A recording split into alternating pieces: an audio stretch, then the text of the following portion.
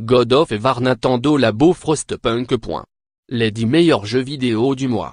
Sur Switch, 60 €, à partir de 3 ans. Lire notre test. Qu'on ne s'y trompe pas, loin de la révolution annoncée, le God of War nouveau ne fait que synthétiser, et occasionnellement perfectionner, l'ancestrale recette du jeu de castagne. Mais impossible de passer outre les incroyables qualités esthétiques, techniques et architecturales de ce titre mégalomaniaque. Beau à tomber, il bénéficie d'un sens du détail rarement vu dans un jeu vidéo, souligné par une mise en scène coup de poing jubilatoire. Sur PlayStation 4, 60 €, à partir de 18 ans. Lire notre test. Les jeux d'infiltration ont au fait de mettre en scène de sombres assassins ou de mutiques soldats. Ici, notre infiltré, c'est un tagger.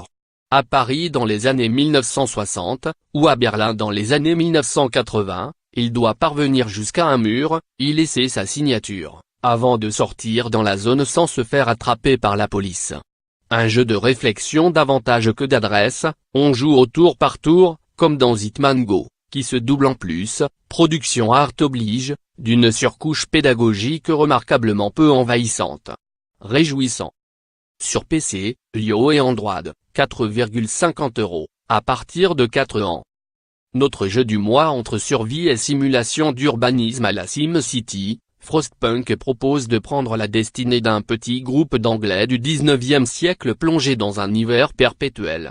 Un jeu où l'on ne fait pas que construire des maisons et des usines, mais où il faut aussi faire des choix cornéliens, faire travailler les enfants, ou manquer de charbon pour réchauffer les maisons amputées, ou laisser un malade occuper indéfiniment un lit en attendant une hypothétique rémission pagaie. Frostpunk, mais définitivement brillant dans sa façon d'injecter moralité et narration dans un genre d'habitude bien austère. Sur PC, 30 €, à partir de 16 ans. Lire notre test. Ils ne font pas les malins, nos 4 vikings échoués sur les côtes de Vinland, Terre-Neuve. Pour survivre, ils vont devoir collecter des ressources, améliorer leur campement, partager les rations, ou encore se défendre contre des vikings bien moins polis déjà établis dans l'île. Mais aussi, ils vont devoir composer avec leur caractère, qu'ils ont bien trempé, tisser des relations, ou veiller à leur morale en discutant, et en se disputant, le soir, au coin du feu. Un jeu de survie original, servi par une réalisation et une direction artistique aussi atypiques que rafraîchissantes. Sur PC, 20 €, à partir de 16 ans. De Lisbonne, envoyez vos explorateurs cartographier le nouveau monde en évitant pirates et kraken, mettez en place des liaisons commerciales entre les ports pour échanger épices et pierres précieuses, et découvrez le légendaire royaume du Zipan-U, le Japon actuel.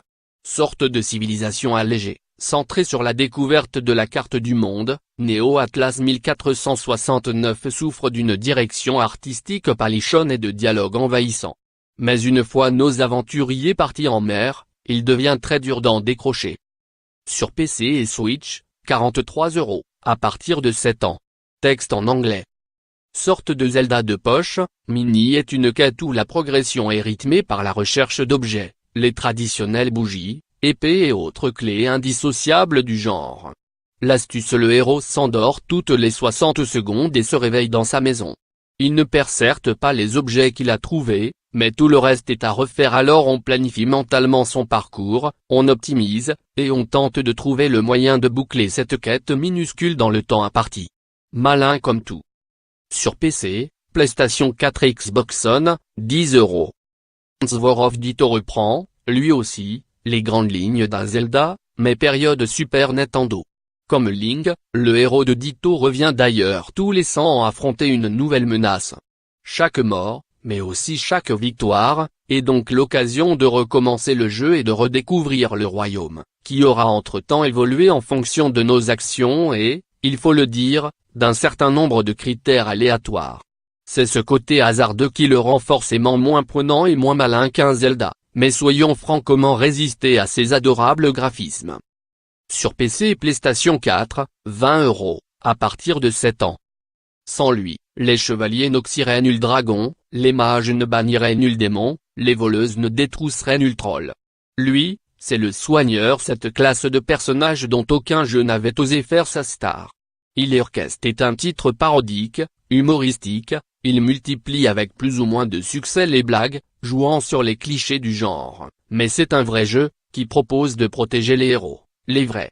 Pour cela, il s'agit d'améliorer ses sorts, de les panacher, de les lancer au bon moment, au cours de combats qui rappellent davantage un jeu de rythme qu'un véritable jeu de rôle.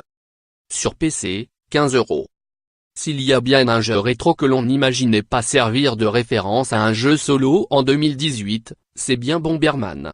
Mais le jeu belge Bombslingué ne cache pas son amour du mode aventure de ce classique des années 1990, dont il s'inspire en le matinant avec astuce d'un thème western, de niveaux générés aléatoirement façon Spelunky, et d'un système de montée en niveau rapidement stratégique.